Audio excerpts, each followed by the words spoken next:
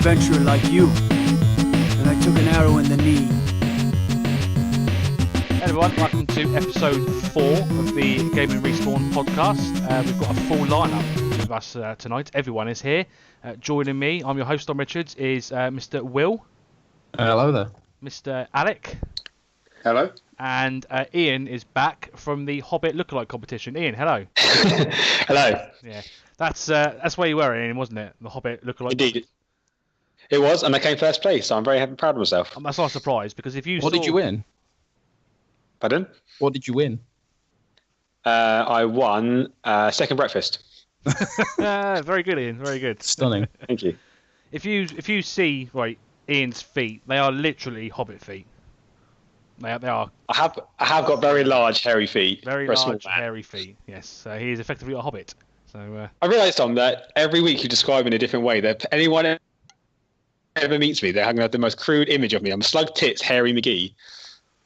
Basically, you're just a giant slug with Hobbit feet. I mean, thanks, dude. I think that's probably the best way to describe you, Ian. And that's coming from someone who loves you like a brother. So if we ever end up with a Gaming Respawn comic, if Ian's character is not literally a giant slug with hairy feet, I will be very disappointed. it's going to be the case. Yes, we've got as always we've got a lot to get through tonight. I want to kick things off because anyone who's tuned in the last couple of weeks might have got the impression that I'm not a massive fan of Shadow of Mordor, whatever it's called. Yeah, Mordor. Shadow of Mordor is correct. Shadow of Mordor, yeah. I've aired my grievances, but I'm actually going to try and defend Shadow of... is it Shadow of War? That's it, isn't Shadow of War. Shadow of War, yeah, that's the new one, yeah. Right, because Shadow of War got announced this week is going to be coming with the dreaded microtransactions. Now, I don't think that's all that bad because it's a single-player game, so it's all optional, isn't it? I mean, it's not like it's a multiplayer game where you have to get these things to get ahead, like in Overwatch. Is it Overwatch? Yeah. Overwatch. So I don't think it's that bad. All it's going to be included is loot boxes, which is obviously that name says it all, and war chests where you can upgrade some, where you can get some followers for your army and such. It's all optional. Obviously, you can just play through the game and just get all this stuff yourself. So I don't see the massive fuss. To be honest with you, this is coming from someone who can't stand the first one. So I see your point because obviously, as you say, the big contention with most microtransactions is they're in games where it is kind of becomes pay to win because you can pay more money and get better faster. Mm-hmm. But I suppose the argument is that they're charging full price for a game that will then have another sort of payment structure included. It's kind of like I can see why people wouldn't exactly like that, you know. No, it's not ideal. It's not the best decision. I think at least it's one of those things where it's not holding anything back from the game, is it? It's not taking experience, like you have to pay extra to experience this extra bit of the game. It's just if you can't be bothered or you want to get ahead, then you can pay extra. I mean, this is that's true enough. It's not. I once paid. I don't know if this is something to brag about, but I once paid 12 actual English pounds to buy a car on GTR 9. Which is stunning. But could you only get that car by paying real money, or could you get it in the game if you'd saved up? No, if I had saved up, I could have, but it was like $4 million, and I had like $5,000. My issue with stuff like microtransactions and a kind of DLC as well is WWE 2K17, for instance. Like, as soon as the game was announced, they released you could get 3 characters if you paid extra for it, which they could have included in the game, and that's holding you back. Yes, that was They came with the NXT. I know it was like Shinsuke Nakamura and I can't remember who the two were. Nia Jax and some other knobhead. Yeah, that's when it annoys me, when it's holding back part of the game that you can't play. But for something like this, I mean, the reason they do it is obviously they make money out of it. People will pay it, so it's kind of like, well, if people are going to pay it, why not put it in there? Like, there's obviously a fan service who wants it, so. The only thing I can see people using it for is the runes. You can unlock the runes to give you special abilities for your weapons.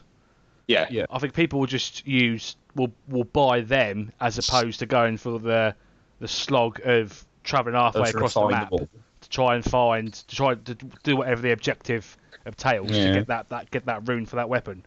The problem is, it's like this microtransactions announcement is like another thing on top of many things that are starting to make the game look like worrying. Like we were talking about it earlier on Slack, the fact that there's also an online mode now as well, kind of. Yes. It's like one of those ones where you kind of just build a base and then people have to come and try and attack it. But again, if they're including microtransactions and an online mode, doesn't that kind of like, it's not just a single player game anymore, I suppose is the point, is that will people just pay hundreds of pounds because they're super rich and get loads of resources with which they can build and defend their bases, and then you just have these huge fortresses filled with ridiculously powerful orcs that no one can take down because the person who owns it is like a millionaire or something. Well, Ian, this is something you wanted to cover, wasn't it? So have you got any info on this online play?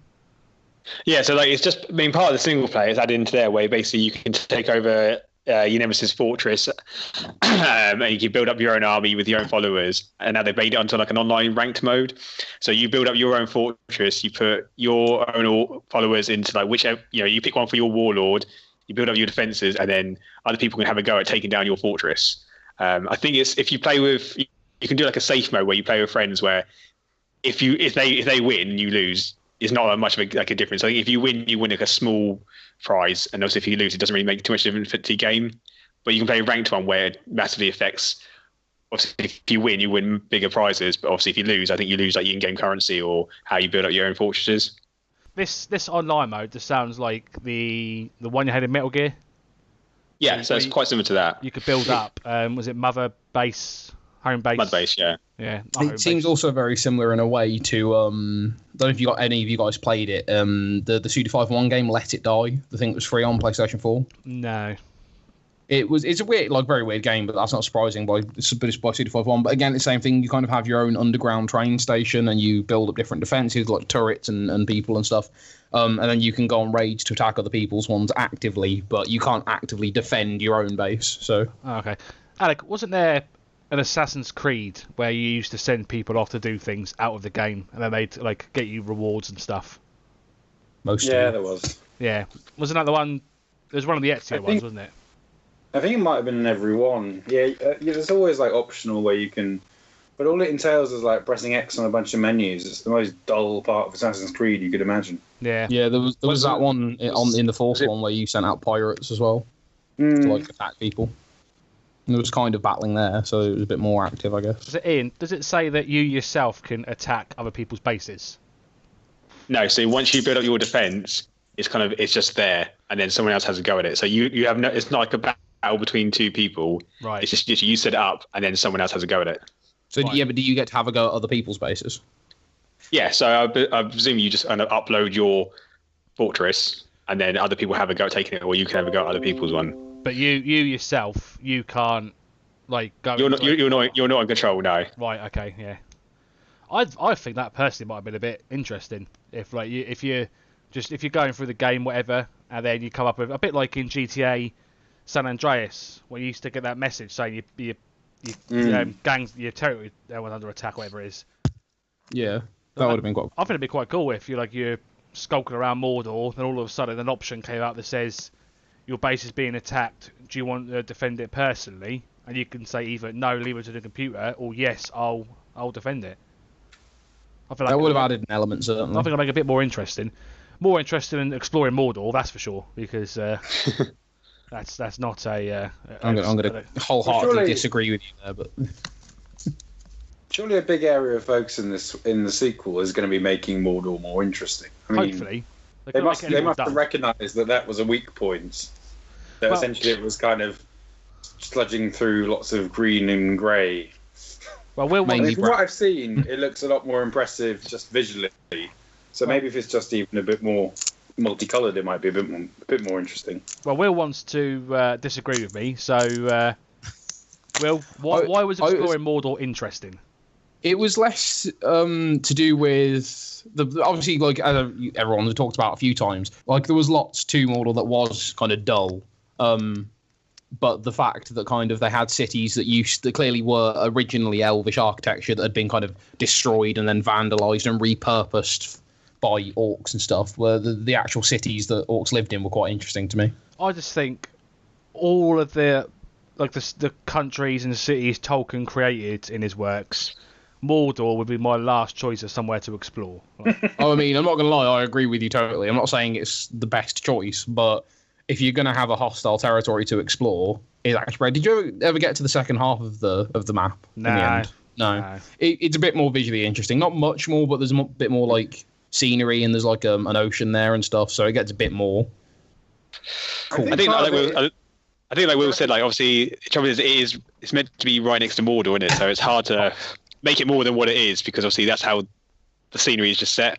For the game wise, it kind of ruins it a little bit, but so it's keeping true to the story. It has to be a bit bland, I suppose. Let's not start a conversation about how many things are fucking wrong in that game, because there are so many. Is it canon? Oh god, no. Not even kind of. Okay. Well, I mean, the fact that in the game universe, Celebrimbor made the ring and he totally didn't. To me, the story seems kind of like a bit fan fiction-y. It is a bit. It seems it. There's so many things that are wrong from like a Tolkien purist sort of perspective. That is the weakest part about that game, is the story. Honestly, the only reason that anyone remembers this game, and the only reason it's really enjoyable, is that it copies two other games' really good gameplay, and then adds the Nemesis system, which was just incredible. And it's the only reason it's any good. It would have just been a bland AAA sandbox otherwise. I also think for because didn't it sort of straddle generations originally? It was like quite close to the end of the PS3 and I thought it was beginning. Originally, it stated. What? I swear it was on the 360 and the PS3. I think it is. I think it was on the 360. And I thought it was on the PS3. Yeah. I think it is. I think it's on. Yeah. Like it's right towards the end of the last gen and beginning of this one. And I think I remember. Yeah, it's on. I got it with my PS4, which I got, I think 2014. Yeah, but I mean, like Unity came out in 2014, and that still looks great. Whereas I think because this straddled generations, and Unity didn't come out on PS3, graphically it's dated quite badly in 3 years. So I think that just the kind of like having, because I've seen Shadow of War and. Visually, it's kind of on another level, so I'm sure that will make a difference, even if it's not particularly the colour palette, just seeing everything in kind of greater detail, and that can make a big difference. Well, imagine for all the older games, the ones that came out on both generations, I imagine they were made for... So this was made for the PS3, and then I imagine just upscaled to the PS4, where you said Unity, Alec, was just 100% made for the PS4, so it's going to hold up a lot better. I mean, I can't remember the top of my head, but I'm pretty sure the new one has something to do with Xbox X. It's like one of the first games to be like properly made for that console. Is it? Yeah, I'm sure I read something. It's got it might be for PlayStation Pro, but it's definitely been upscaled for both of the new generation ones. Which is a bit funny because isn't it coming out before the Xbox One X? Yeah, because the Xbox One X I think is November and the game's out in October. Yes. So they're expecting people to hold off a month until the Xbox One X is out, or buy it and then not play it for a month. Or buy it and then have to trade in their consoles a month later. They feel kind of interlinked. I think the new Assassin's Creed is also going to be a showcase for the Xbox One X, from like everything they've talked about and shown off and stuff, because I think that comes out around the same time. All I think I've asked is either any of you three good gentlemen going to be bothering upscaling to the PS4 Pro or the Xbox One X? I need to get a 4K TV first. Well, yeah, that's a big thing. Yeah. That's otherwise, I really. I've got a 4K. I've got a 4K TV, but it's only because mine broke and I got it quite cheap. But I don't like if I had extra funds, I might do, but it's not kind of in my budget range to buy a brand new console. It does pretty much what mine does already. I mean, you're a manager. You're rich. I know. I'm definitely not. My priority is less about upgrading the PS4, which I already have one of, and more about I need to get an Xbox One and I want to get a Switch, and I still don't have a Wii U. This is the problem of being a console completionist and trying to have all of them. It's just difficult. I've never once looked at any of my games on PS4 or Xbox One and gone, they look really shit. I wish they were upscales by whatever it is, shitty. Yeah. I think if you didn't have a PS4, then yeah, I'd buy a PS4 Pro first. Oh, yeah, definitely, yeah. But if you've got one already, I don't see a point of upgrading. No, until any of ours breaks, touch wood, that doesn't happen. Yeah, it's getting to the point. The problem is, it's getting to the point with like 4K and stuff that it will soon be beyond, on a normal size TV screen anyway, beyond naked eye perception of how good it looks. You know, it's like getting to that sort of stage where it's kind of, does it look better? It looks a bit better, but does it look like an extra 400, 500 quid's worth of setting up new consoles and TVs and stuff better? And the answer is probably not. No. It's the same go on, Alex, sorry. Well, I'd be much... I mean, I want to get a 4K TV, but I think that's more for... It's not so much for gaming. It's for like I really want to see, like, I think football and like kind of reality would look kind of much better. Like I've seen one running, and it was just some documentary about a fashion house as part of the thing I went to, and it does give this amazing kind of pin sharp, hyper real image. But I don't know. I feel like that'd be more striking in terms of an actual real image than a CGI image for whatever reason. I don't know if other people feel like that. Yeah, no, definitely. Yeah. I would imagine most people would rather upgrade their TV first than their console. Yeah. Which is annoying because when I bought my TV, 4K TVs were still a bit too overpriced. Literally 8 months later, they were the same price as normal smart HD TVs. So, bit of a pain. But the real. Oh, I don't know. I've read all these sorts of articles. Like, I think if you want to get a 4K TV for gaming, it's very complicated in terms of refresh rates and stuff. Like, you kind of have to have a much more high-end set than like most normal 4K TVs, and then obviously that makes it more expensive again. So yeah. Well, there's some TVs that just don't work with the PS4 Pro, isn't there? There's a whole list of model numbers. Yeah, it's like it's kind of the problem with like newer technologies that unless it's not only expensive, it's also a lack of ease of access. It's kind of a lot of the reason that newer technologies fail. It's like why the Move and the Kinect weren't really as big as everyone thought they were going to be. It's because it was an extra kind of output of money to get them, and then it was, do you have a big enough room for it? Does your TV like work with it properly and stuff? And it's just going to be the same thing with 4K probably, is the fact that no one's gonna, well, very few people I feel anyway, are gonna put in the massive amount of extra time and money to make sure they're getting the full 4K experience when their games don't look that better. According to lots of places, anyway, places like Gadget Review and stuff have said that the naked eye has a very difficult time telling much difference between 1080 and 4K. Well, according to studies that have been done, but like I don't know how good studies purported by GadgetReview.com will be. It doesn't sound like... I mean, I've never heard of it. It doesnn't sound like the highest quality website. It was just one of the first results that popped on Google when I looked into it. So, like I said, I've never sat down in any of the games I'm playing, or to be fair, even any of the Blu-rays that I watch and go, Christ, I wish this was better. Because Blu-ray to me is the tip of where, especially for like old films, it should be. Because when you watch things like RoboCop in Blu-ray, that thing does not need to be in 4K because it looks terrible enough as it does in Blu-ray. It's a very weird like area as well, because the really really old films, like we're talking sort of 50s era of movies, some of the old Hammer stuff, and especially because it's all filmed on actual like film tape. When it's put onto Blu-ray, it can look stunning because obviously you can upscale film pretty much indefinitely because it's just light burnt onto cellulose strips. But we've got a lot of sort of like digitally filmed kind of TV shows and stuff being put onto Blu-ray, and it just looks like shit.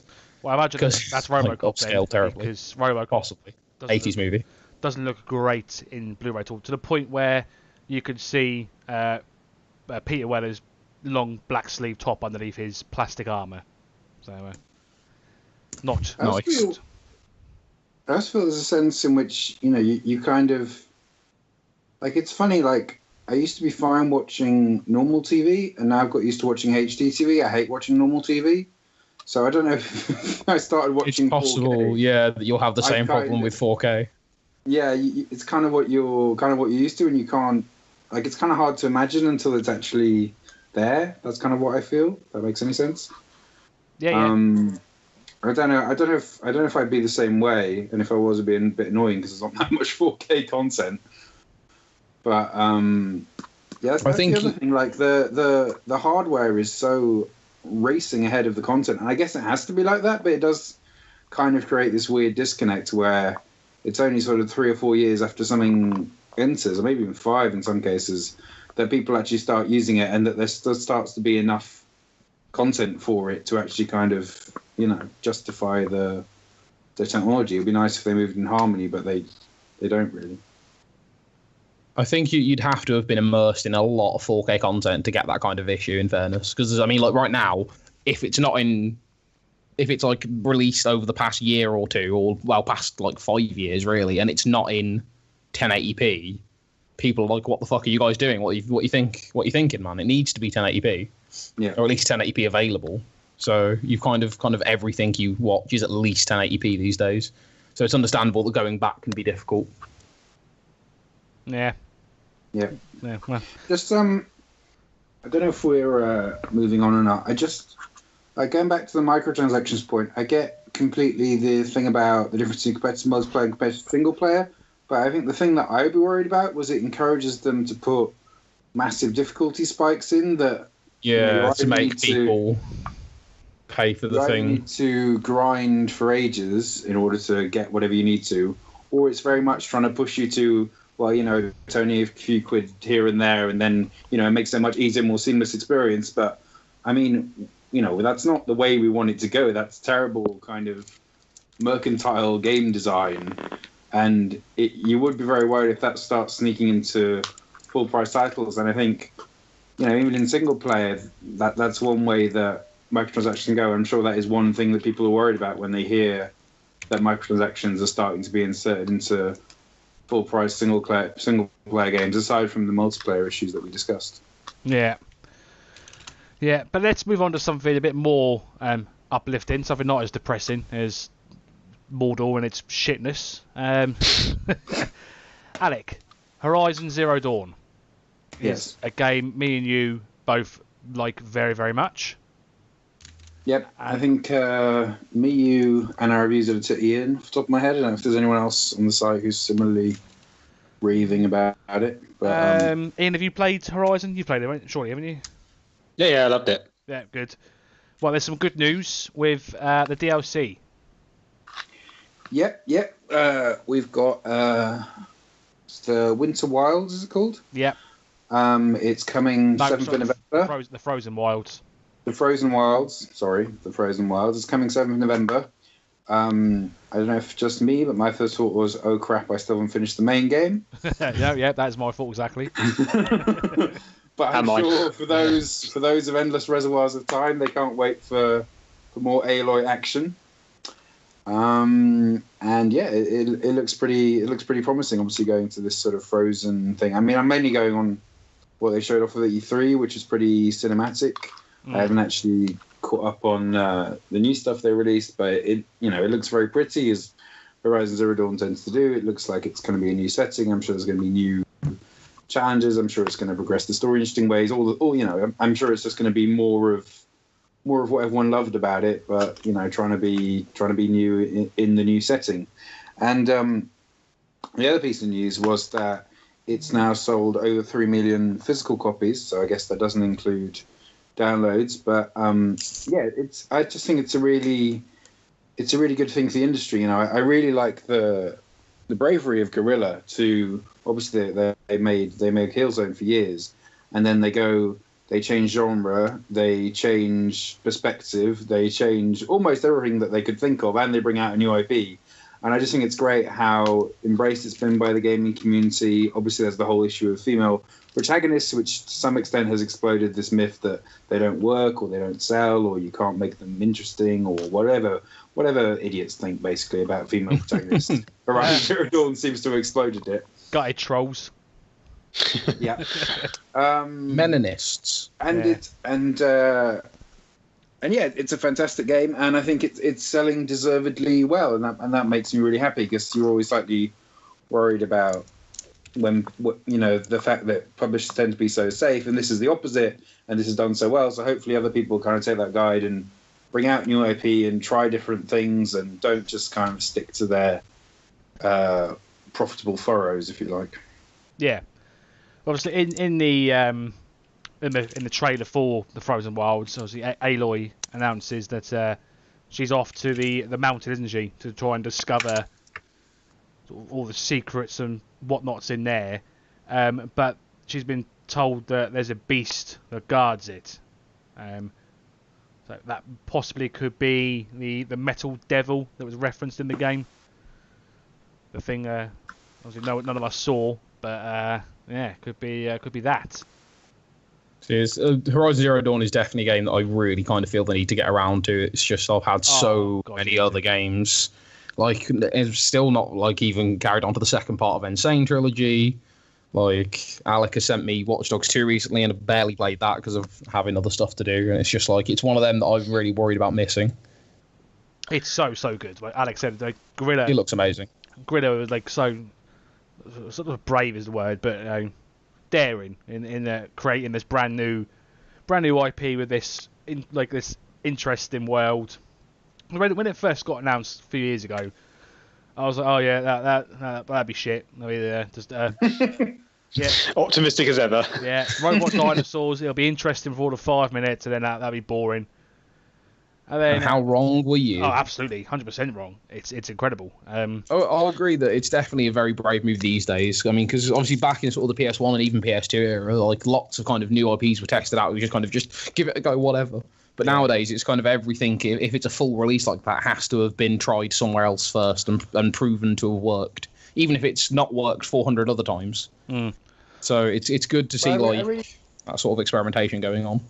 It really is one of the few examples of a really big budget new IP that goes in different directions. I mean, you can't think of that many, really.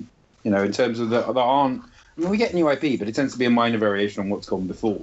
Yeah. In terms of this era, whereas, I mean, obviously it has similarities to certain things, but I guess in some ways it's a kind of slimmed down and simplified. Like the mechanically, it's, you know, obviously it's an action RPG, so there are obvious comparisons to The Witcher. But in terms of, you know, tone and story, and, you know, there are massive differences which are beyond like the simple game mechanics that doesn't make it a particularly accurate comparison. So, you know, there's nothing you can sort of immediately, obviously compare it to. And I think, and you know, that's a really good thing. And I do think when we get to the end of the year and we're doing all that sort of stuff, I think certainly personally, Horizon Zero Dawn is going to be bang up there for my game of the year. I think it's obviously shown how well done as well, considering it came out within a week before Zelda. And even though I know obviously Zelda was a launch title for the Switch and it was exclusive to that, but games like that usually overshadow other ones, and it still managed to break through and still be like everyone was still talking about both of them at the same time, as well as everyone was just talking about Zelda. So it shows how well it's done against a game that's well and tested in Zelda, and then the fact there's a new IP managed to compete with it as well. It is like a very impressive feat, really, for an established sort of series that has like many games and a huge fan base all over the world, and then Horizon Zero Dawn, which is just, hey, this is this new thing we made, let's hope it works.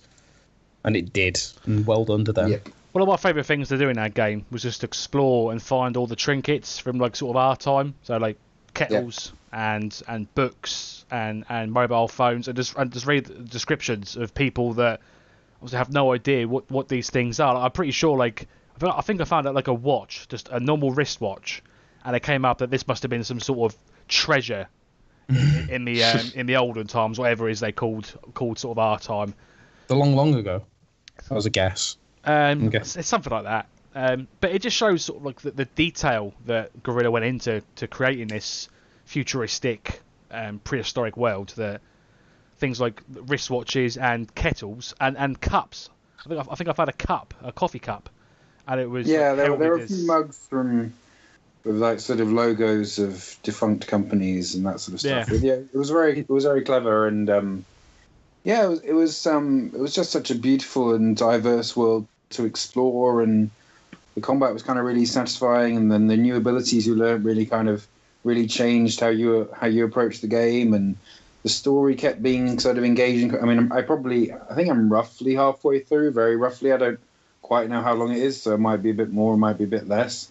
but certainly thus far it keeps kind of evolving and engaging in different ways, and the way that Aloy reacts kind of realistically. And I think one of my favorite bits about it is just that, like, the way she responds to how the environment changes really gives you kind of increases your bond with her. Like she actually like reacts, kind of shivers and stuff, and you kind of get this real sense of when you go to a cold area, you get this real kind of sense of vulnerability in the way she kind of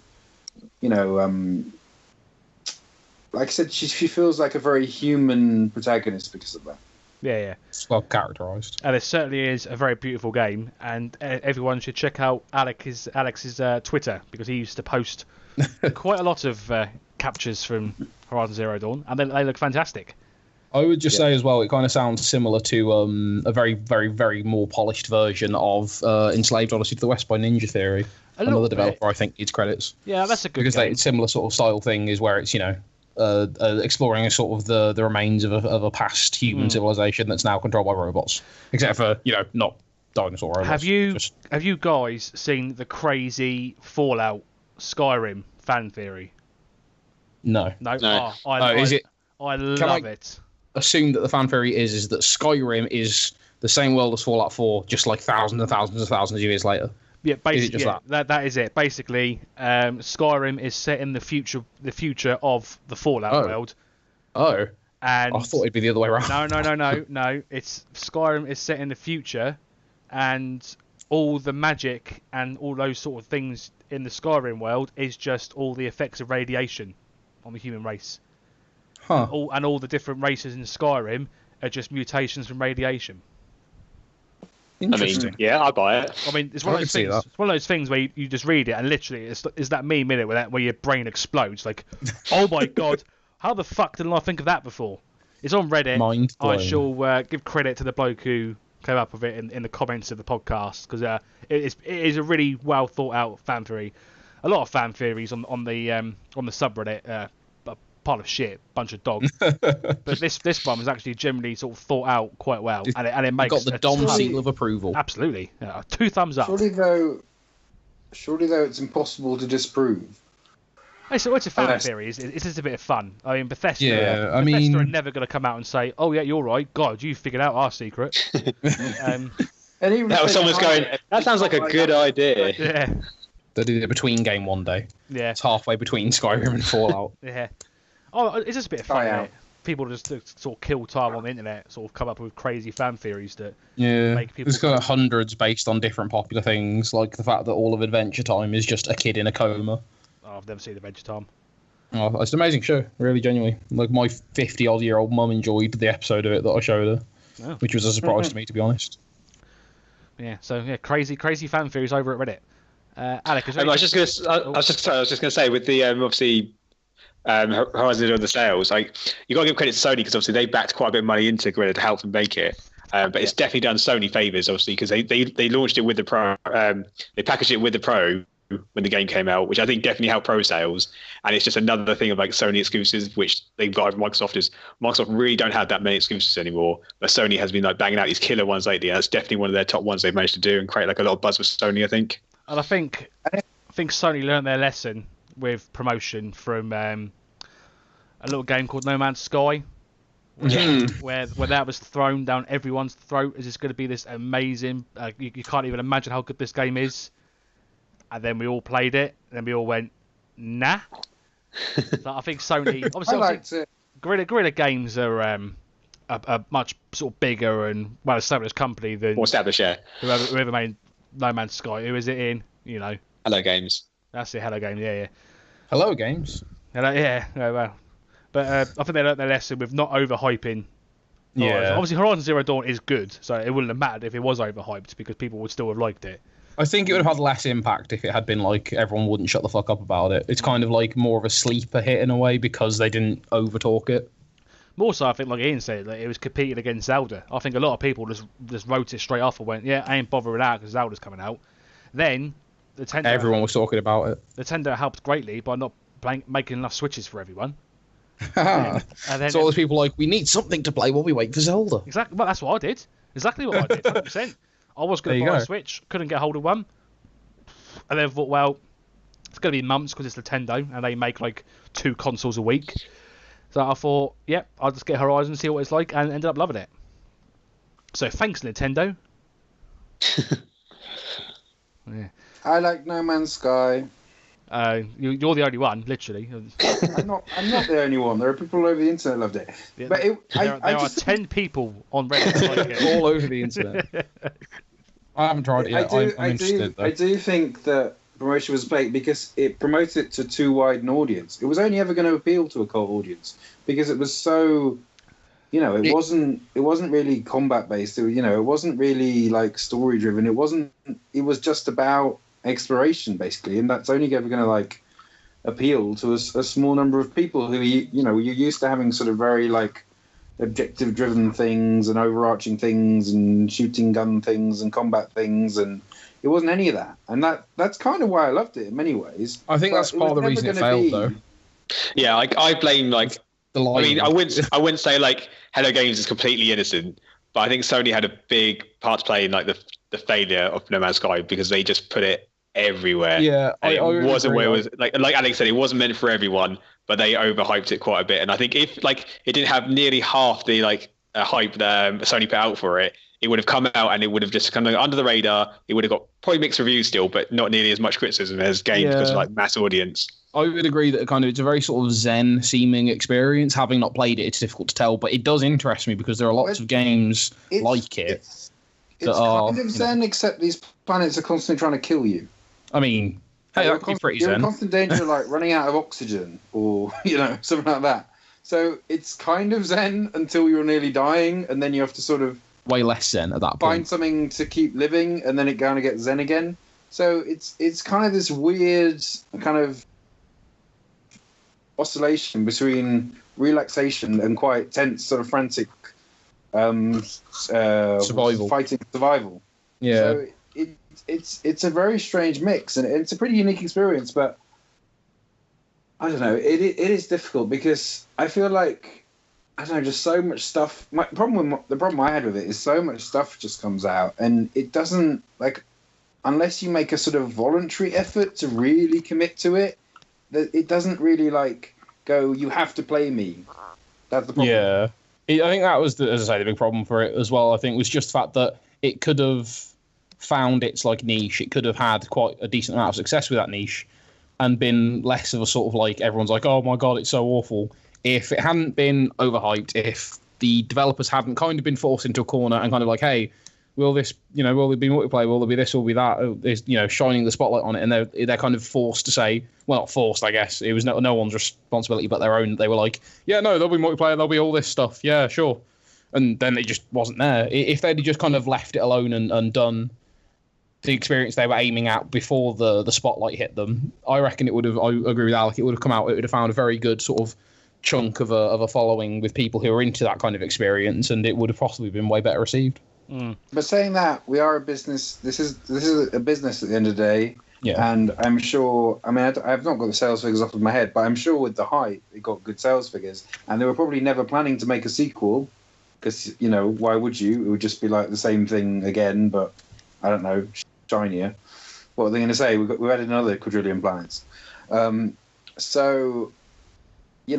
Maybe commercially it actually worked quite well, even though we think of it as a failure because of how people talked about it and stuff. Maybe commercially it was a success. Perhaps. But let's. I mean, I guarantee Sean Murray definitely made some money out of it, but he probably needs to save it now because I don't know if he'll get another job. Speaking of money, let's. I'm sure they'll make something else. I mean, they can go back to making simpler stuff, and no one's gonna. No. But let's move on because we're running out of time, and I'm bored of No Man's Sky. But speaking of money, Ian raised a very interesting question earlier this week, where he asked, Ian, why don't you ask the question? Is your question? So I think it's come up a lot lately, and I just saw on Google today, and I saw some like statistics about digital sales versus like physical sales. So in the last year, apparently 74% of all gaming-related sales were digital, which shocked me quite a bit. That is I didn't think it was that high. 74%. No, if you'd have asked me before that, I'd have probably said 55-45. I mean, I But, suppose it that- depends. Does that include PC? Because Yeah, I was just about to say, to clarify, Yeah. that counts as console, PC, and mobile. Oh, that's Steam then. okay, That's so Steam and the App Stores. Steam and the App Store. But still, I'll be interested to find out what the console rate is. I can't imagine it being that high. Console in the last year has gone up 9%. Is it really? With digital sales? Digital sales, yeah. I only personally ever buy anything digitally, either if it's free from obviously PS Plus or Games for Gold, or if the deal is that good, I can't justify buying the physical disc, because I like to have the disc version, to the point where so for example, Resident Evil 4. Resident Evil 4 was £14 on PS Store. It was £17 in the shop, so I bought it in the shop.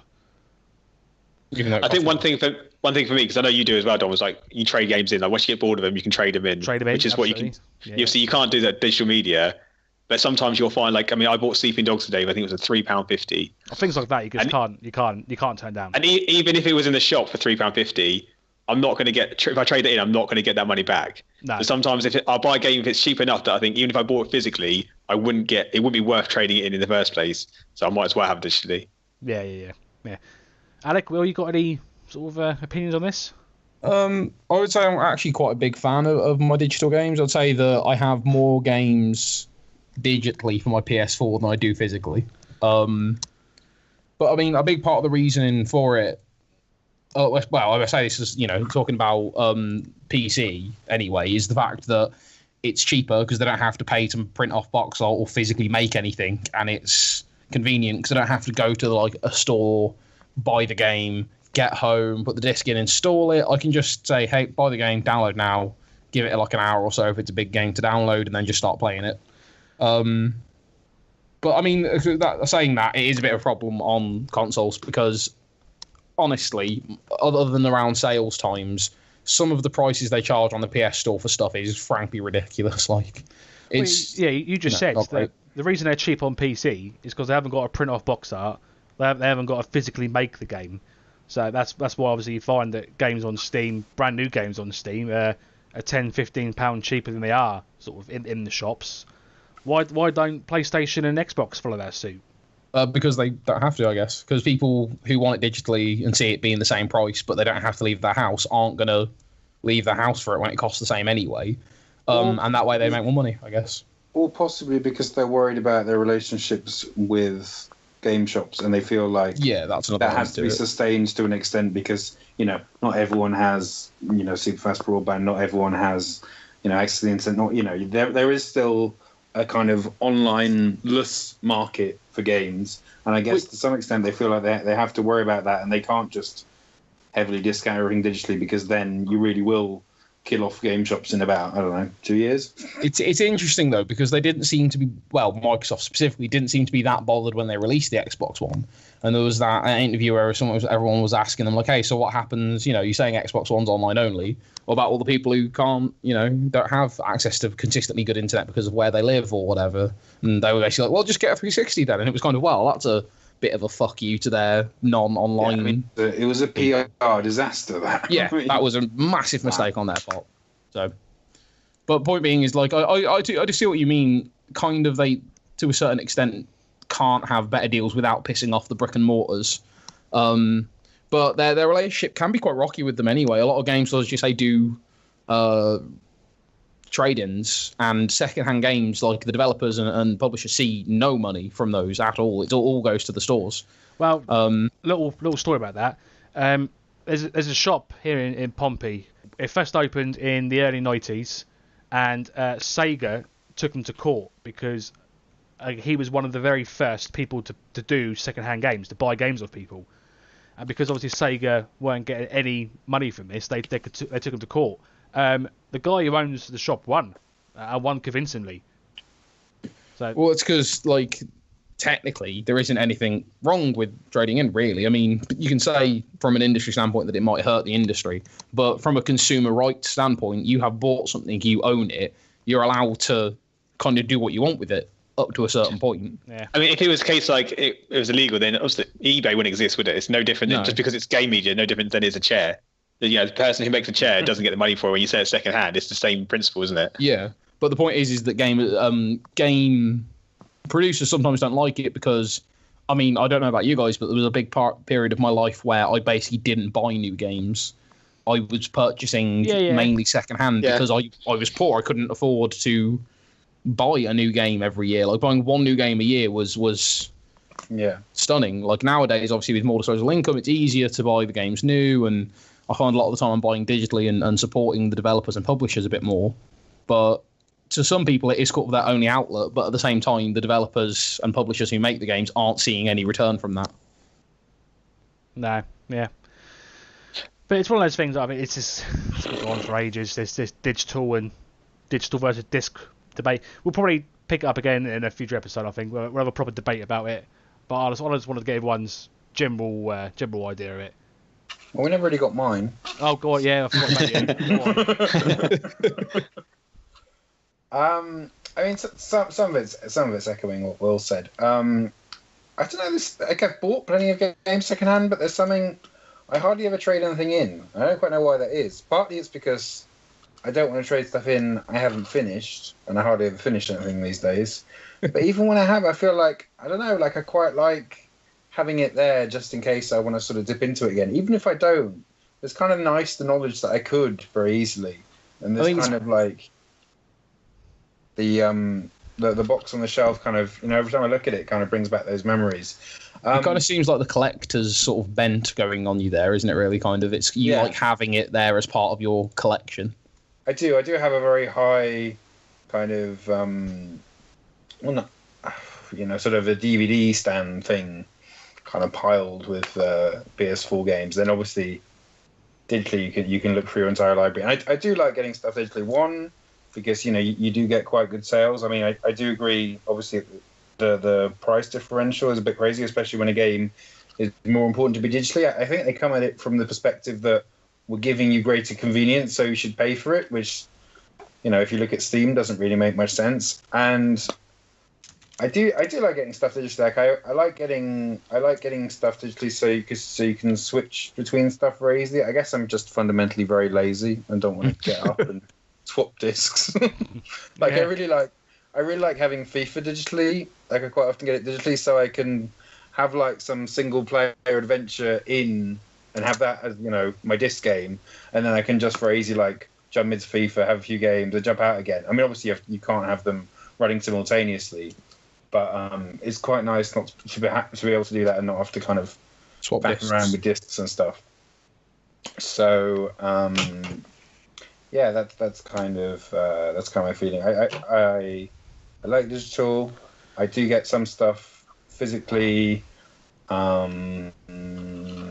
Just I don't know what really to say. I guess cost is definitely part of it, and obviously the stuff I get digitally is quite often all the stuff in sales. Like if it's a new game, I'll generally get a physical copy for whatever reason. I think part of that's just kind of habit as well.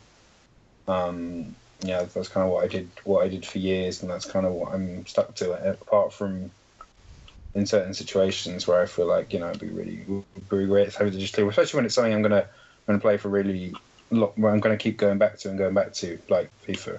Yeah. I don't know if that's I don't know how coherent an ideology is, but that tends to end up happening. At least it's honest. Yeah. One advantage I found about digital, which I only found out recently, is that obviously I have kids.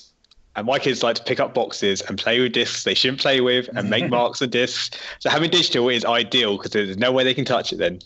I think another advantage is that you don't have to lend it to people because you can't. There is a way to stop that. Is you just take my parenting tip and you threaten to boot them through a window.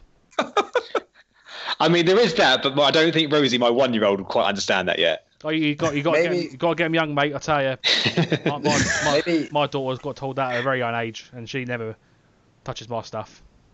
Maybe you need a game safety and you can lock stuff away.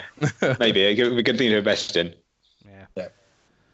But speaking of platforms and stuff, Will, you've been playing the Sane Trilogy, or Dark Souls 4, or Crash Souls, or whatever you want to call it. some I have. interesting insight as to perhaps it's not going to be a PlayStation exclusive. Yeah, it's weird because we were discussing it a bit earlier, and I think Ian actually brought up a kind of a thing that not many people have noticed. But recently, there's been some rumors floating around that the Sane Trilogy is going to be coming over to other platforms, like possibly the Xbox One and maybe even the Switch, but the PC. Because if you head to the game's website and in your browser settings enable the display hidden content box option, a weird sort of drop down appears that asks you to select your platform, which is very sort of ominous. And as Ian pointed out, the other thing that seems to point towards the fact that this could be going multi-platform soon is that, unlike a lot of sort of PlayStation exclusive content, on the box for Crash Insane Trilogy, it doesn't say only on PlayStation. Whereas lots of the exclusives, in fact, I'm not sure if there are any exclusive games that don't have that. What I realised is I checked at work, and every single exclusive game that's on PlayStation has only on PlayStation on the box, and Crash is the only one that doesn't. So Horizon's got that, and what else is? Neo. Who? Neo. Oh yeah, Neo, yeah. And Nier Automata. Yeah. Oh yeah. Oh, so they've Uncharted 4. Uncharted 4. Yeah. Which is weird because Nier Automata is also on PC, although I guess that means console exclusive. Yeah, I think it means just console, but yeah. Point being is that it's very weird that it's very possible anyway that they were using kind of the PlayStation 4 to test how successful Crash was going to be, and they're like, "Ooh, everyone loves it, quickly release it on maybe on Xbox and." It's also weird because Naughty Dog have never released anything on Xbox, as far as I know. Well, yeah, I mean, this wasn't done by Naughty Dog, in fairness. No, it was Vicarious Visions. That's it. Yeah. I love the intro. You did a very good job. I love the intro. The intro's fantastic to the game, isn't it? Yeah. I wonder if maybe this is something. Obviously, when what's the newest Tomb Raider game called? I can't remember what it's called now. Is it Rise? It's just Rise of the Tomb Raider. Yeah. Yeah, so obviously that got Xbox exclusive first, didn't it, for the first year? Mm-hmm. And there was quite a bit of backlash about that because obviously Tomb Raider has always been a Sony title. Yeah. And, I wonder if maybe like Sony put a bit of extra money in to say like, right, we want this as exclusive, but at least like a year on it as a kind of like a payback for that, maybe. Yeah, perhaps. It's possible, but in fairness to the Sony version, which I did review for the site when it came out, they did get extra content because of it. So yeah. But I think everyone at the time was kind of discussing with the Rise of the Tomb Raider. They're like, everyone kind of could tell it was going to be time sensitive. They were like, there's no way they're going to cut off such a big portion of their audience that has managed to play every other game in the series. Because like when it happened with Crash, it kind of made sense for it to be a PlayStation exclusive because it was a trilogy that when it was originally released was only available on PlayStation. Whereas all of the Tomb Raider games have had at least simultaneous releases on PlayStation and PC, so they've always been multi-platform. I mean, I just wondered because obviously we've heard nothing of it, and usually by now, like any like time exclusive, you usually hear beforehand or you hear more concrete evidence about it. But maybe it's the case like there was a deal going on with Xbox, but it wasn't finalised. So maybe Sony realised they couldn't put like that was the thing by Vicarian, so that you can't put Sony only on the box because we're still working a deal with Microsoft, and maybe something still hasn't come about it yet. Hence why we haven't heard anything concrete about it, but there's all these little pointers towards it. Yeah, it's very possible that that they are, as you say, doing a sort of background deal with Microsoft still, and they're trying to work out all the kinks. Or it could just be possible that they were initially planning on having it released on multiple different platforms, and now it's just not happening, and that's just kind of a leftover piece of code on the website. It's difficult to know currently. Yeah. Interesting. I'd find it very surprising. I don't know why. Why if it went to Xbox? Yeah, because Crash is such like an iconic part of PlayStation history. I just don't see them. I don't know if letting go of that's the right word, but I don't know. Like I would find it. I find it difficult to see it happening, even despite the kind of hints that we've discussed. Everything goes where the money goes. That's the end of the day. Yeah. I mean, I can't imagine the amount of money Microsoft paid to have it exclusive. To get Tomb Raider for exclusive for that year. Well, yeah. Because obviously that, along with Crash, Lara Croft is your PlayStation sort of icons. It was a weird sort of like thing that, of course, like Crash in his original trilogy was a PlayStation exclusive, but like after I think Wrath of Cortex, the fourth sort of main platformy one. All of the games since then have been on multiple consoles. Like you could play Crash of the Titans and stuff on the Wii if you wanted to do that, and even on I think the 360. I'm not 100% sure on that one. I know it was released on like PS3 and stuff, but I mean, they, as you say, they were the original trilogy was, and CTR and Crash Bash and stuff were all kind of PlayStation exclusives, but it hasn't been that way for a long time. So in a way, I was partially surprised when they didn't announce it for the other consoles straight away. And plus, as well, you got to look from a business standpoint. Is that obviously these companies, games cost so much money to make these days compared to what they were sort of 10 years ago. So companies need to make a lot of dollar back, and if they're going to make something console exclusive, they have to be 100% convinced it's going to make their money back. Otherwise, they're losing half of their potential customers. So yeah, I just think. I predict that in a few years, in at least 2 years, we'll see the end of console exclusives, and it'll just be all just cross-board.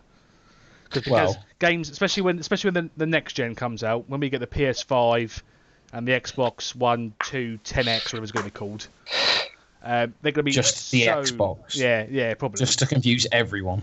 They're going to be so expensive to make because they're all going to be optimized for 4K. They're all going to pretty much look like real life. All these sort of wonderful things that the future entail, like loads more VR incorporated elements. That developers are going to have to get their money back, and the only way to get their money back is to sell it across the board. So, but then it also depends how much like Sony or Xbox are willing to pay for that exclusive. Like, I'm sure Sony must have paid a lot of money for for Horizon Zero Dawn to be an exclusive game for them. But also, it's going to go from a thing-to-thing basis, isn't it? Because Sony might go to Guerrilla Games. Let's use them for example, and go, "We'll pay you $10 million to exclusively put this game on our console." And they could turn around and go, well, obviously they did, but another company in the future could go, yeah, all right, $10 million, but we project that if we release on cross-platform, we'll make $25 million. So, but surely consoles, Sony and Microsoft have to have a reason for one to buy one console over the other, and it's a hell of a lot easier to buy an exclusive than it is to produce some sort of raw technical increase. That's why I don't see it ending. Well, we agree to disagree, but I predict it'll be over in a couple of years. But, I think what I see instead of just exclusive games, it'd be more like we do now, where one console will get exclusive content, like Destiny, like this year, is lined with Sony, so they get exclusive content first before Microsoft. So maybe that'll happen more. Obviously, Call of Duty for years was the Xbox baby, and that always got everything over to PS3. Obviously, COD now has switched to PS4 best buddies. So, I can see that still happening, but I just think... I think that makes more sense for the publishers because they're going to still get their money on both consoles, and they're going to get extra money from like Sony and Microsoft to release extra content, which eventually is usually timed anyway, which will go to the other one. So you'll hear people moaning, but they're still going to get their money's worth and get extra money from the Sony or Microsoft as well. Yeah. But is anyone really choosing a console on the basis of getting to play a Destiny raid earlier? People will, won't they? There'll be sort of people that will. Will they? Oh, I reckon. Yeah, of course there will be. I mean, if you're talking about kind of the hardest of hardcore of each game's fan base, there will be always people who are like willing to shell out ridiculous amounts of money for like slightly early access to things. Yeah. But I would say that your point makes sense in sort of a general sense. There's not going to be droves of people choosing PlayStation over Xbox because there's like some content that will be PlayStation exclusive for like 4 months or whatever it's going to be. I think if you own both consoles, there will be. I think if it's a case of you were choosing which console to buy, I wouldn't think people will go, I'll buy a PlayStation 5. But at the same time, the more, because I think Sony lately has got more of the exclusives. If you were deciding which console to buy, would you buy one that's got one console is getting time exclusive every single time, or buy the other console where you have to wait for extra content on like these big titles? That could be like a bit of an influence on which console you do buy. I mean, I wonder if like their attitude is also more of a point though, because Sony's kind of attitude to the way like some of their business decisions have been a bit sketchy of late. Like deciding not to back the sort of like cross content play that both Nintendo and Microsoft are doing together, just because they didn't want to effectively. It's kind of like stuff like that makes some of their decisions questionable, like not making the PlayStation backwards compatible and not making any of the games you own on PS Plus available once you don't have a subscription, which are all things you can do on other consoles. And just not with any particularly good reasons for the most part, just kind of because they wanted to do them. I think it's only a position now where they can do it because they can. Like, I read an article the other day saying how Sony have completely doubled sales of Xbox One, so they've got this generation, so they can afford to be like, we can be more picky now because we've got most of the sales. Our sales are showing that more people are buying PlayStations than Xbox, so we can be more fussy on what we want to do and not have to give in as much as maybe Microsoft have to try and gain people to come over to Xbox. And surely, if we go back to the fact that Sony are winning the console war, a big reason for that has to be the exclusives that they have. What else would be the reason for it?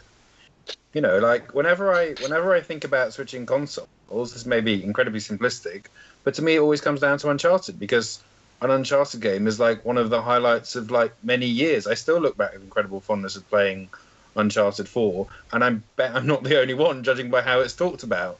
So, you know, even a single high-profile exclusive, if it's good enough, can make a huge difference to like a console war, and that's why I don't see it going away. No, I mean, you can check out my article right on the site, and like the key points I put for Sony's successes is that when PlayStation 4 launched, it was £75 cheaper than what the Xbox One was. Sony's had much more exclusives and better exclusives, I'd say, than what the Xbox One has. You've got the Pro. I mean, I know Xbox have released the most powerful console, but the Pro is still a cheaper option for something that I don't think people are really asking for. And even though it may not be amazing at this stage at the moment, it's got VR, which I'm sure Microsoft will eventually have a VR to go along with their console. But it's another reason to buy a Sony console over a Microsoft console. And just, just in terms of that PS Plus thing, I guess that the reason, A, because they can, and B, because like it gives you even more reason to keep subscribing and keep paying. I mean, you know, that's how, I mean, it is part of the incentive, I suppose. Sorry? I was just saying that's part of the incentive for kind of PlayStation Plus, I suppose, as you say, is that from a kind of consumer sort of friendliness standpoint, it's like, hey, that doesn't seem very fair. But then, like, from a business standpoint, it's like, well, they've got to keep paying for it, otherwise they don't have any of these hundreds of games they're used to being able to play. Yeah. So it makes sense from a business standpoint. I suppose it's just wanting to see better consumer sort of health, as it were, I suppose, on the console. Yeah, it's funny. It feels like the whole time we've been talking about like consumer rights versus business imperatives. It's kind of running through this whole show. Yes, indeed. Yeah, we have a theme this week. That's good news. Sort of. Yeah. It came out of but nowhere. I want to move on swiftly because it is an hour and 5 minutes again, and it can't go to an hour and a half like last week. Oh god, that was an ordeal. Alec, I know you're desperate to talk about Injustice 2. We couldn't fit it in last week because we baffled on too much. So a couple of minutes to chat about that if you like. You sound so happy. Well, I've not played it, so it's going to be you talking about it. I played it, Alex, so I can kind of go along a little bit with you. Okay, Ian's played it. I'm having lots and lots of fun with it, and I'm speaking as someone who doesn't normally play beat 'em ups, but I think they really made a real effort with 2, and to some extent 1 because I had kind of similar controls, but they made a real effort to make it accessible, to make it simple. You can sort of teach people the basics very quickly. It's very slick, it's very responsive, it looks very flashy. And then what draws you in on my point at least, is I'm really enjoying the story mode where it's kind of really delving into kind of DC lore, and you have kind of these fights that are kind of interspersed with the narrative very sort of cleverly, and you have this real kind of feeling that you're kind of in the middle of this superhero adventure and switching between different characters. And yeah, it's really polished. It's really fun. It kind of continues to stay interesting. I haven't even dipped into sort of multiverse and these strange kind of gear systems, and you know, it's kind of accessible. But then if you really want to get into it, there's a great deal of depth, and it's just really fun to play, basically. Ian, anything else to add to that? No, I agree. I mean, I got the first one because it was on PlayStation Plus ages ago. And like you said, Alex, it's not a game I would probably particularly pick up myself anyway, but because I played the first one, I really enjoyed that one, and then wanted to play the second one, and I think it has definitely built on like a solid foundation for the first one, and now upgraded and added bits that it needed to make it a lot more polished game. Yeah. I liked DC versus Mortal Kombat back in. That was a great game back on the last gen. Yeah, a fair few years ago. That was always fun. I'm not playing Injustice 2. Will, have you played Injustice 2? I haven't. I played the Injustice 1 to death, so I am looking forward to getting my hands on it. But again, it's on that list along with Horizon Zero Dawn of games that I need to get around to eventually. Yeah. Well, I don't know if Ian would go along with this, but I'd definitely say it blows the first one out of the water completely. Partly because of the whole console straddling thing we talked about, but like visually, it's on another level in terms of narrative. I think it's much more. The narrative is much more effective because it's got stuff like much better facial animation, and I don't know, like it's a much more, because of the higher quality of it, you get much more emotionally involved with it. Whereas I guess if you talk about the fundamentals of narrative, the writing's probably about the same level, the voice acting is about the same level. It's got a very strong voice cast. You've got like Kevin Conroy, who's pretty much iconic as the animated Batman, who's playing Batman, and you've got various kind of very experienced people bringing their skills to like. Green Arrow is played by Wash from Firefly and Serenity, Alan Tudyk. And it's just, depending on how much you watch sort of superhero cartoons and how many video games you play, you'll probably recognise quite a lot of the people. And they've got a very high quality cast for what is generally quite a, engaging and interesting story. And there's just this real sense that they kind of took what was quite a strong foundation and really polished it to a kind of pretty dazzling sheen. Yeah, so I like the first one. I said, a bit like you, Alec, I'm not like a massive beat-em-up player. Mortal Kombat, generally because of how ridiculously violent it is, I find it quite amusing to beat someone to death with their spleen. But the story in Injustice 1 is something that hooked me. And it's Injustice 2 is something I will pick up at some point. But it's just on that list, that ever-growing list of things I need to play. I do have to say... I didn't buy it.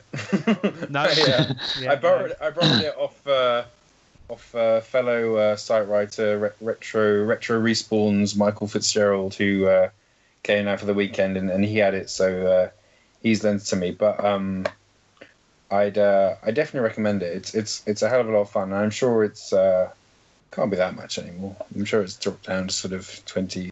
25. It's been out for a fair few months now, isn't it? So I imagine you could pick it up in CEX and these sort of places for relatively cheap money. I might have a look, but there's so much. I would say like I think most games do it now. Fighting games do it now, but the fact they had these story modes empower you to play the game more. I think it doesn't. Yeah. When you used to have fighting games, you kind of just it was pick up, play, and it was just a bit of fun, and then you kind of get bored. At least with the story mode, it gives you a reason to keep, propels you to keep on wanting to play. And it's another reason to keep on playing, so you can find out more of the story. Well, Tekken had a storyline, but anyone who could follow that is some sort of genius, because Tekken had a storyline in the same way that Birmingham has a road system. Yeah, well, exactly. Yeah. Right. With all the Birmingham jokes for Birmingham listeners, everyone else good. I make jokes for myself. And the other thing about Injustice 2 is it only has a story. This story is like, I think it covers something like 76 fights altogether, which is a bit mental. But it actually stays interesting, and you kind of have like people making alliances and breaking alliances and kind of stuff shifting. And like, I think I'm probably about halfway through that, and it's definitely sort of stayed engaging and stayed interesting. And it's swapping between characters just about the same the right level. So I think you get sort of 4 or 5 fights per character, or perhaps per twin characters, because there's sometimes where you have a choice of which one to do. So it kind of constantly feels fresh and inventive, and you kind of switch between sort of the good side, if you like, and the sort of bad side. And its story mode is definitely a real credit, and it's what I've been sinking the most time into. But I've heard from other people like our reviews editor Ian. I think he's quite into sort of the whole multiverse side of it, and the human Ian. Not a fake one. Reviews Ian, we'll call him. From Reviews Ian, that he was quite into the multiverse, and unlocking different gear and kind of some cosmetic enhancements, but also enhancements to the sort of power of your characters, which you can then take in different modes. So I feel like if you want to kind of really get into it, then there's like even after you've done the story, there's a whole kind of other side of stuff to get into, and then obviously it's a great sort of couch game as well. Like, I've had people over, and you can teach them basics pretty quickly. If you pause for sort of 30 seconds, and you can memorize like a few basic combos. Because all it is like direction and then direction plus square or plus a button. I need a gong because your time is up, Alec. I'm afraid.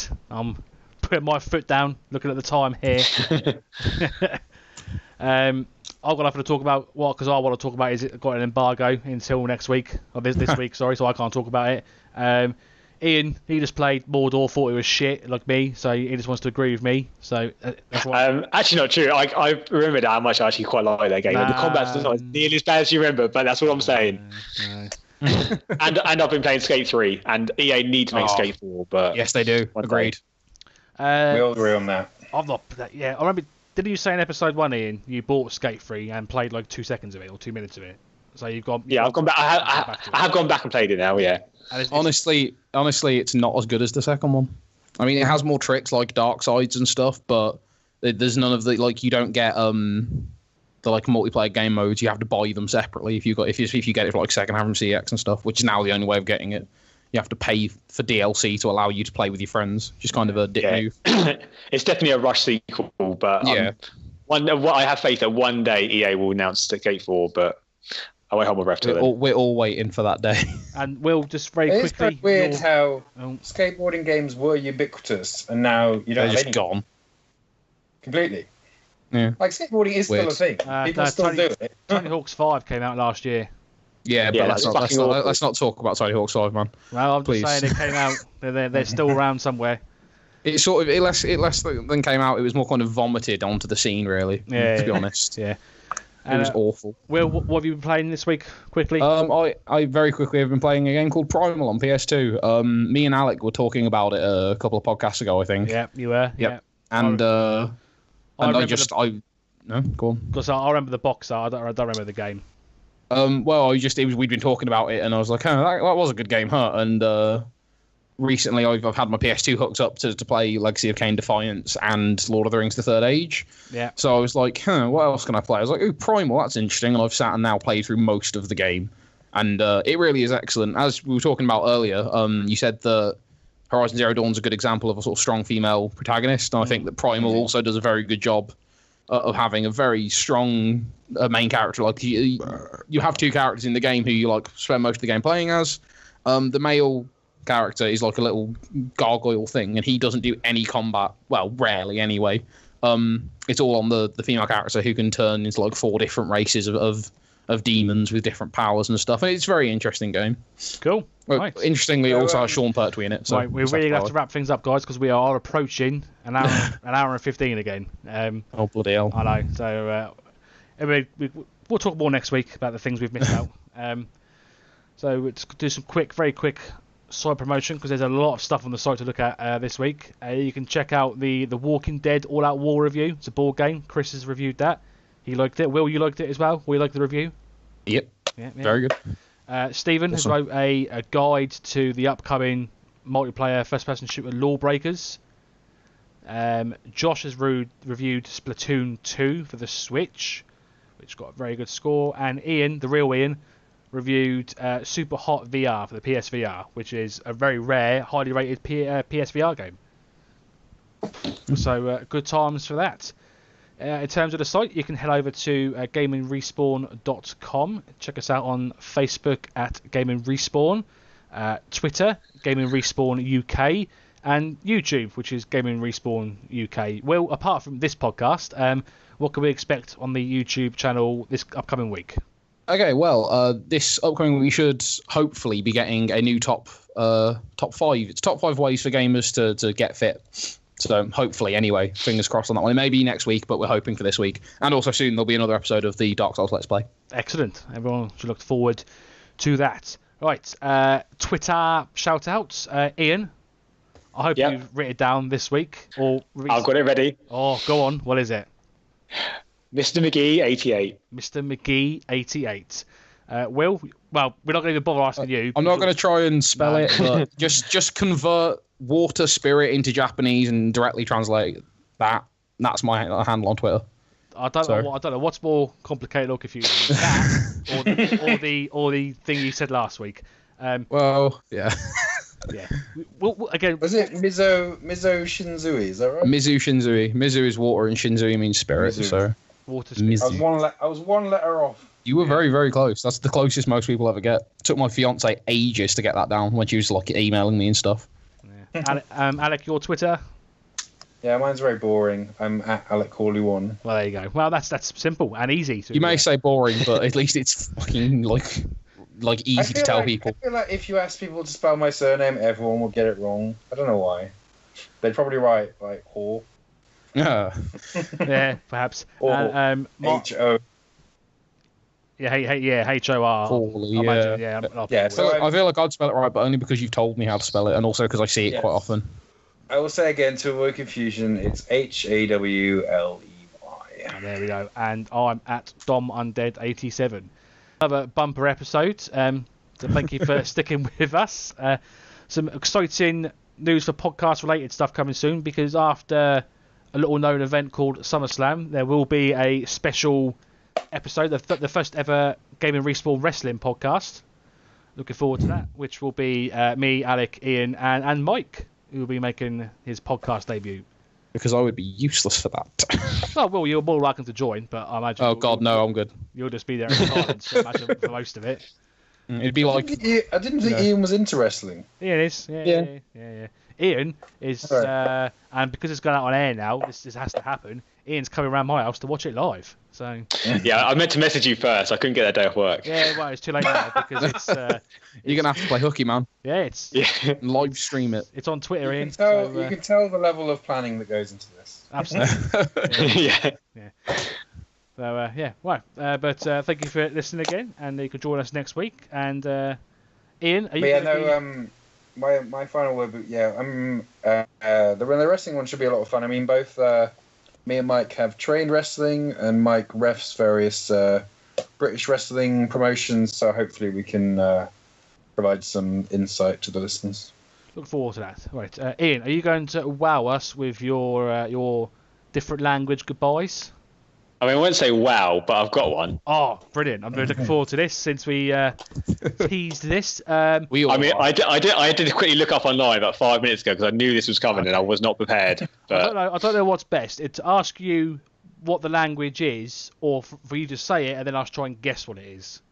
I mean, it's an easy one. I thought I'd go easier for the first week. Okay, go on then. Adios. That's no effort, Ian, at all. Hey, it's starting off easy. It's the first week. I get a freebie. Right. How about for next week? I issue you one. So you got I. That sounds like it would be much more interesting if you had to force them. Yeah. I'm definitely going to need like preparation time, advance warning. Ian, next week you will be saying goodbye in Mandarin.